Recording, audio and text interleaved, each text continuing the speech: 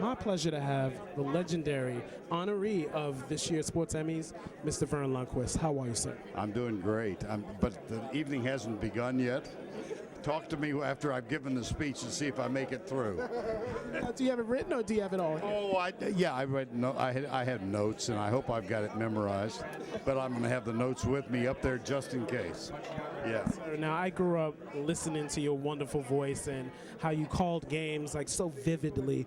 Talk about a couple of memories that you have of legendary calls, your legendary moments that resonate with you. Well, I've been very, very lucky, and I've been upon occasion at events where something great occurred, and then I think it's the responsibility of whoever is lucky enough to be in that spot to try and capture it as best you can. And I guess two of my all-time favorites happened in golf at Augusta. I had Jack taking the lead at the 17th on Sunday. 1986. Yeah, that's right. You guys are the same age, too. Yes, oh, you know that, yeah. And father, too, is the same age. In part, that's one of the reasons that remains one of my favorites, because we were the same age, and I grew up not idolizing him, but knowing him well and watching him, and I still think he's one of the great gentlemen the game has ever had.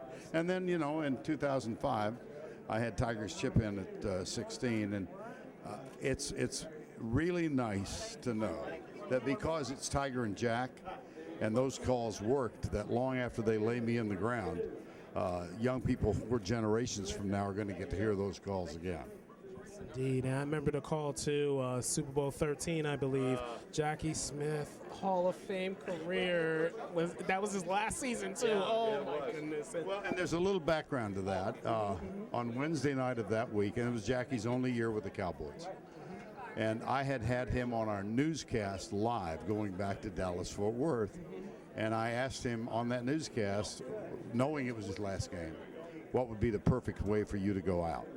And he said to make a meaningful catch in a Dallas win. So when he dropped the ball, and with the extra point, that would have tied the game in the third quarter.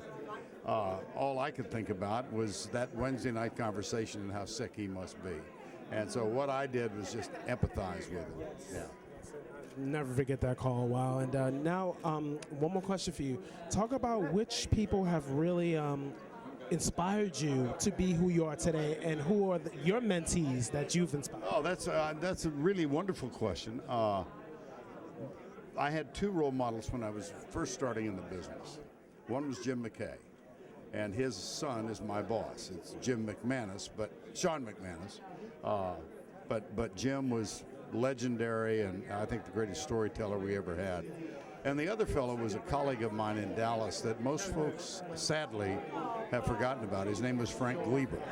And Frank did the 17th hole at Augusta for CBS from 1968 till 1985. He passed away of a heart attack. He was 51 years of age. But he was very, very important in my career. And young guys, Adam Zucker, I'm a big fan of Dave Pasch at ESPN. He's not quite as young as those guys are, but Brad Nessler's a good friend, and so there's a lot of talent. I enjoy listening to a play-by-play guy who doesn't make it about himself. And there are a lot of guys who, take a look at me and how do I sound.